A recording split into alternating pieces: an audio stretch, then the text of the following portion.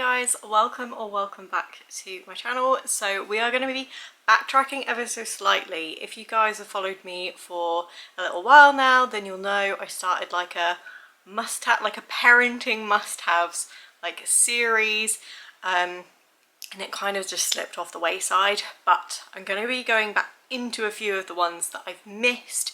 So I'm going to be starting today with the like 0 to 6 month kind of category. Obviously this varies child to child whether these things are like kind of appropriate, but it's roughly kind of like birth to 6 months kind of age. So if you haven't already seen any of the other videos I've done in this series, I have done a postpartum, newborn and breastfeeding one. So if any of those kind of tickle your fancy and you want to kind of know what I deem to kind of be must-haves in those kind of areas, then I will leave them linked in the description of this video so you can go and check those out. But without further ado, let's dive on in. So I have made notes somewhere, as I usually do, in my trusty notebook here. So I'm going to probably look down at this a few times because my memory is non-existent. So we're going to start, well, most of the things come under the same kind of category, but these are just more ideas of things. You don't have to get like these things specifically, and I'm going to show you a couple of things as I go along. But I feel like the 0 to 6 month kind of category, all you really need in terms of babies like entertainment, let's say that this is essentially what this video is, because like I say, I've done like a separate newborn must-haves video, but this is more for like entertainment. So when they're kind of getting to, I guess, around kind of 6-ish weeks, and they're starting to become a little bit more kind of aware of things around them, and things like that, this is where you're going to start to introduce like the sensory kind of side of things, like just testing their senses, and they love it. And I mean, my daughter is 18 months old now and she still loves anything sensory. She's a sensory seeker, like that is just her. So a lot of these things we do still use now. A couple of the things are a little bit young for her, she would still play with, but I have put them away for our next baby, which is due in around 6 months time. So yeah, anyway, like I say, all of these are kind of sensory type things, and I feel like that's all you kind of really need. And you can kind of, you don't have to go out specifically and buy a load of sensory things. There's so many different things that you can just kind of use around your house, and one of those, like I've kind of mentioned in this list, and that is a treasure basket. So I heard this term quite a lot when my daughter was really young.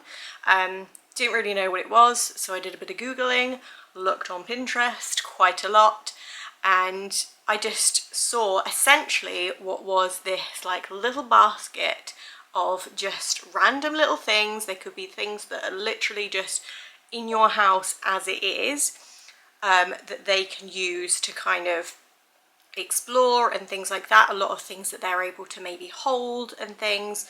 So definitely if you haven't already, look up treasure baskets. I don't really have any of the things to show you here and now, but I will try and pop some images on the screen of kind of the things that I mean, and if I remember I'll leave some like links to either shops or like Pinterest ideas down in the description as well. And then in the same kind of vein, like I say, just kind of sensory items. So I've got a few in my little basket here.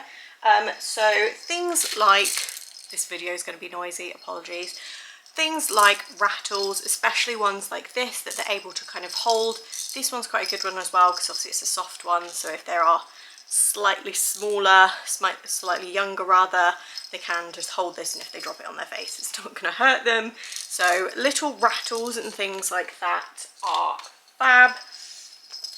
And then similarly kind of teethers and things like that, because you can get so many different kind of teethers that are made of like different materials. So like this one's like a silicone one, so again it's just like a sensory kind of item in itself. You can get wooden ones, you can get fabric ones, you can get so many different kind of teethers, and they're so fab, obviously throughout that kind of, well, longer than 6-month period, but predominantly in that area where they're just constantly wanting to put things in their mouths and stuff. So recommend things like that to put in like a sensory basket type thing. And then a few things that I have got down here, I've actually got multiple different like canvas bags. These are ones that we use now. So this one literally just has sensory kind of balls in. You can buy these in like packs.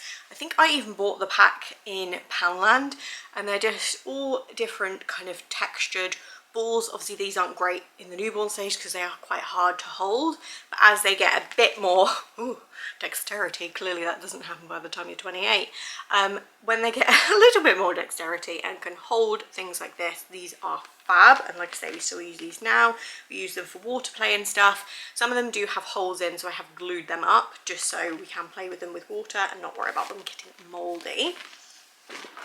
And then similarly, these flashing ones, I'll show you one that's not currently flashing in case anyone has epilepsy, but these kind of spiky rubbery balls that if you shake they have a flashing light in them. So again, it's obviously the touch sense, the visual stimulation because of obviously the light in it and things like that. And yeah, these are just fab, and again obviously still use those now. And then the last thing, again, rather noisy, I do apologise, but I have a whole bag of different materials. So the most common, I think everyone knows of, is a foil blanket. So you can buy these really readily, to be honest, in like car shops, like places like HAVES and stuff for like first aid kits. That is all this one is. I just bought mine on Amazon, although I did cut it down because they are huge. Obviously they're made to keep an adult warm.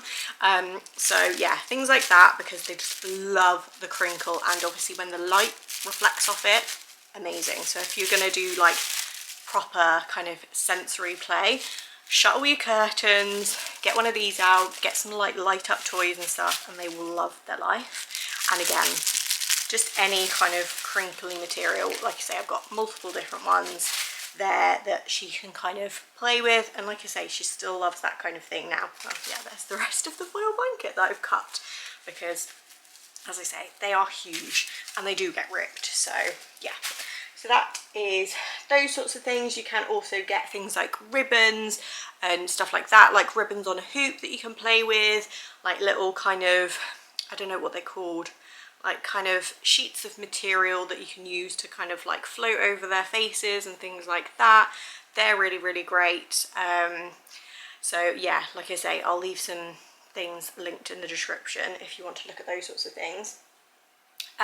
One thing that I would say that is quite useful but not necessarily necessary, but if like you see your friend's going to get rid of one, maybe just grab it and see what your baby thinks, because a lot of babies, I mean, they're also different, aren't they? Some babies don't like to do tummy time, so they maybe wouldn't like a tummy time kind of mat, but we got one of the water ones. I know a lot of people do suffer with mold with them, we did, but we managed to rinse it out, and if you put some Milton in it, like the sterilising fluid, it tends to kind of keep it at bay. And as long as you are kind of emptying it, letting it dry sufficiently before refilling it, they should be okay. I know that is a bit of a faff when you have a newborn, but it is avoidable. It can be avoidable and it can be fixable, unless it is like really, really bad. But yeah, things like that, they are fab, obviously for tummy time and for kind of stimulation. Obviously the one we had, like I say, it was a water one, and it had like little foam sea creatures and things in it, so she would obviously like watch those move around, and when she'd hit it, the water would move. So it was just such a fab thing that we found to have in our kind of kit, along with books. So I've got two here to show you, and they are just these kind of sensory books, if you like. It literally came in a pack of 2. Got these on Amazon, but you can get them in so many different places, and they are fab because they are material. They are washable as well, and I've washed both of these multiple times because my baby was a very sicky baby. So yeah, they got in the firing line quite a few times, but they are just fab. They love things like this. You can also get those like black and white ones, which are fab obviously for when they're really tiny and they can only kind of see in black and white.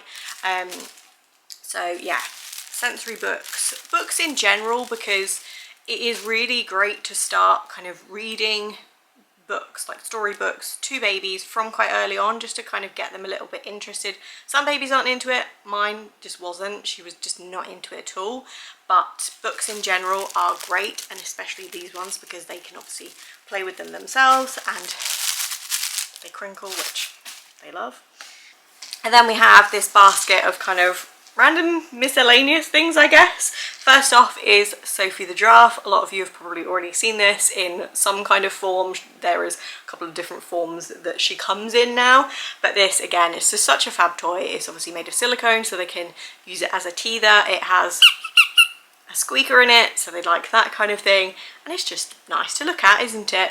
It's just a nice little toy. So Sophie, or something like that. So then the next thing is a rainmaker, or just something like this. I'm not going to do it because it is very noisy, but we found this to be really helpful, especially in these kind of early colicky days where she would just scream for hours on end. Something like this, just the noise itself was just such a distraction that it stopped her in her tracks, and she was just like mesmerized by it.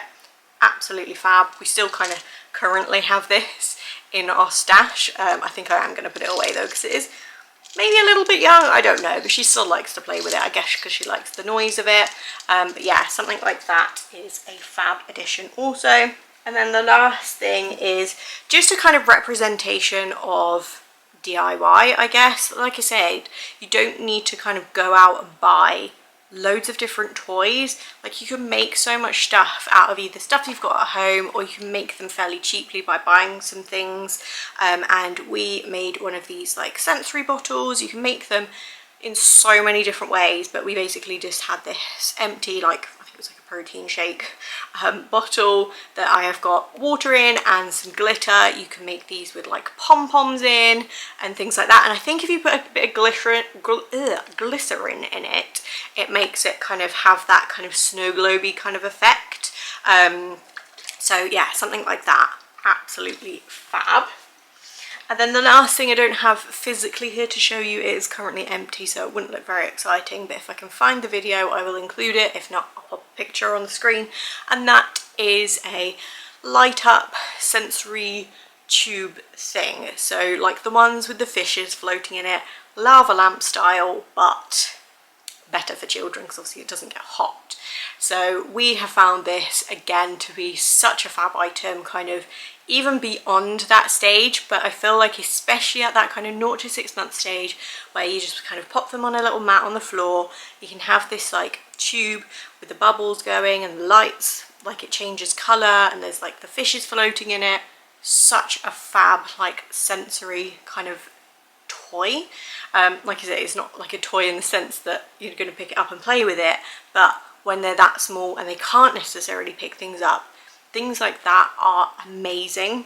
So that pretty much concludes this video, my like kind of 0 to 6 month must-haves. If you have any other suggestions, please pop them in a comment down below, because I just think that this kind of period, especially as a first-time parent, is really hard to kind of know what to do with your child and how to kind of best play with them and interact with them and things like that, because obviously you can talk to them and things like that, but you want to obviously stimulate them, and it's really hard to know what to do. So I hope this video has been helpful and it has given you some ideas. Like I say, I'll leave some links down below to various websites where you can buy certain things, or just get some ideas to make like your own treasure baskets and things like that.